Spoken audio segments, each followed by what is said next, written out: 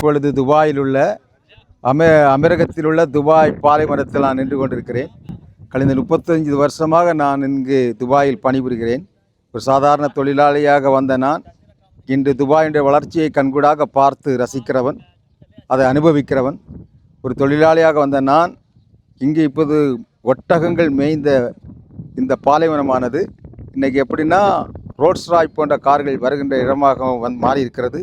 Land grocer, Bentley போன்ற கார்கள் வரக்கூடிய இடமாக பாலைவனங்கள் மாறி இருக்கிறது.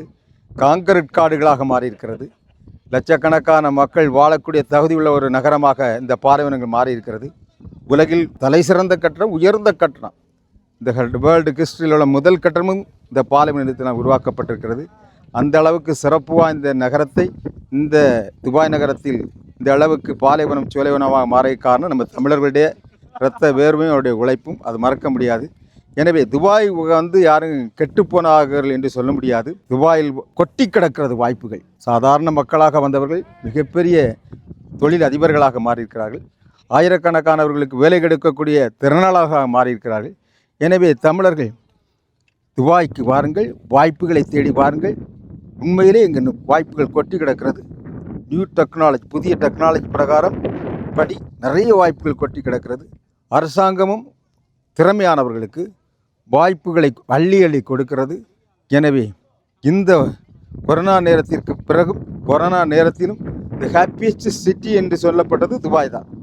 அந்த அளவுக்கு இந்த அரசாங்கம் கொரோனாவை ரொம்ப டீசெண்டாக, ரொம்ப எக்ஸ்ட்ராடினரியாக அதை ஹேண்டில் பண்ணாங்க. ரொம்ப எக்ஸ்ட்ராடினரியாக ஹேண்டில் பண்ணாங்க. அது அந்த அளவுக்கு இருந்தது.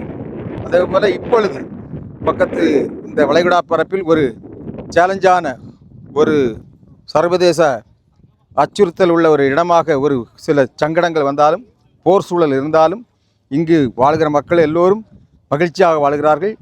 எந்த தொய்வுதொடையுமின்றி, எந்த அச்ச உணர்வும் இல்லாமல் இங்கு எல்லோரும், பல நாட்டு மக்கள் இங்கு வாழ்கிறார்கள். எல்லோரும் மிக சிறப்பாக மகிழ்ச்சியாக வாழ்கிறார்கள். அதற்கு காரணம் இந்த அரசாங்கத்துடைய நிர்வாகம், இந்த அரசாங்கம் இந்த மக்களுக்கு கொடுத்திருக்கிற பாதுகாப்பு, இந்த அரசாங்கம் இந்த மக்கள் மீது வைத்திருக்கிற அன்பு, இந்த மக்கள் மீது வைத்திருக்கிற மனித பாதுகாப்பு, செக்யூரிட்டி, சேஃப்டி, இதுதான் காரணம். எனவே தைரியமாக நாம் துபாய்க்கு வரலாம். கொரோனா நேரத்திலும் இந்த மக்களை பாதுகாத்த இந்திய அரசாங்கம் இந்த போர் சூழலிலும் எல்லா மக்களையும் எந்தவித சங்கடமும் இல்லாமல், எந்த சிரமமும் இல்லாமல் இதை பாதுகாத்து கொண்டிருக்கிறது. எனவே தைரியமாக தமிழர்கள் வளரலாம். இதற்கு நமக்கு பக்கம், இது இந்தியாவிலிருந்து பக்கம், வருவதற்கும் போவதற்கும் எளிதான இடம்.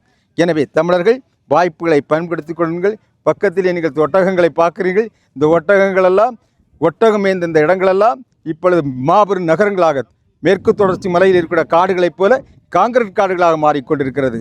எனவே வளர்ச்சியை நோக்கி சென்று கொண்டிருக்கிற இந்த துபாய்க்கு வாய்ப்புகளை தேடி வாருங்கள். நல்ல வாய்ப்பை தவற விடாதீர்கள்.